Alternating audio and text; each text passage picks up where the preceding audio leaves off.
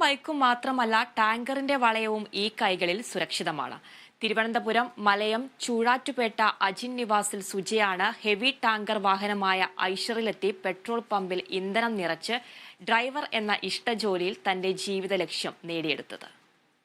ചെറുപ്പം തൊട്ടേ സുജയ്ക്ക് താല്പര്യം വലിയ വാഹനങ്ങളോടായിരുന്നു. യാത്ര ചെയ്യുമ്പോൾ ഡ്രൈവറുടെ അടുത്ത സ്ഥലം നോക്കി ഇരിപ്പിടം തേടും. പിന്നെ ഡ്രൈവർ വാഹനമോടിക്കുമ്പോഴുള്ള കൈകാൽ ചലനങ്ങൾ ശ്രദ്ധിക്കും.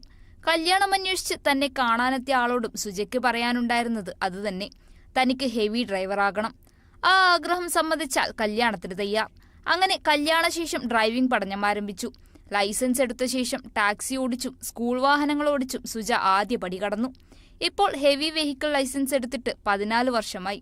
തുടർന്ന് കേരള തമിഴ്നാട് റോഡിൽ ലോറി ഓടിച്ചാണ് തുടങ്ങിയത്. 2022 സ്കൂൾ ബസ് ഡ്രൈവറായും സ്കൂൾ ടീച്ചറായും ഇരട്ട റോളിൽ തിളങ്ങി.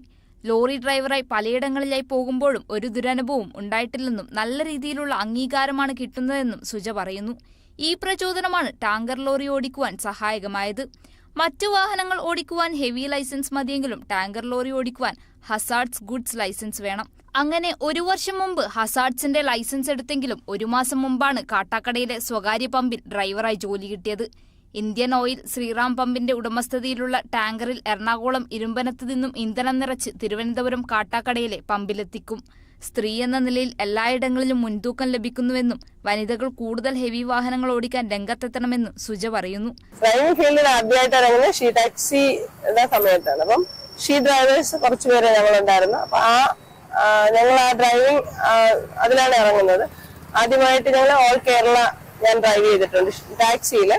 പിന്നെ തമിഴ്നാട്, കന്യാകുമാരി, മധുര അങ്ങനെയൊക്കെ പോയിട്ടുണ്ട്. 2022 സ്കൂൾ ബസ്സിലേക്ക് കയറുന്നത്. 2023 കോട്ടഹില്ലിൽ വന്ന സമയത്താണ് കേരളത്തിലെ ആദ്യത്തെ ഗവൺമെന്റ് സ്കൂൾ ബസ് വനിതാ ഡ്രൈവർ എന്നുള്ള ബഹുമതി കിട്ടിയത്. സുജിയുടെ ആഗ്രഹങ്ങൾ തീരുന്നില്ല. വോൾവോ ഓടിക്കണമെന്നാണ് ഇനിയുള്ള ലക്ഷ്യം. അതിനുവേണ്ട ചുവടുവെപ്പുകൾ ആരംഭിച്ചു കഴിഞ്ഞു സുജ. Kerala Vision News, Thiruvananthapuram.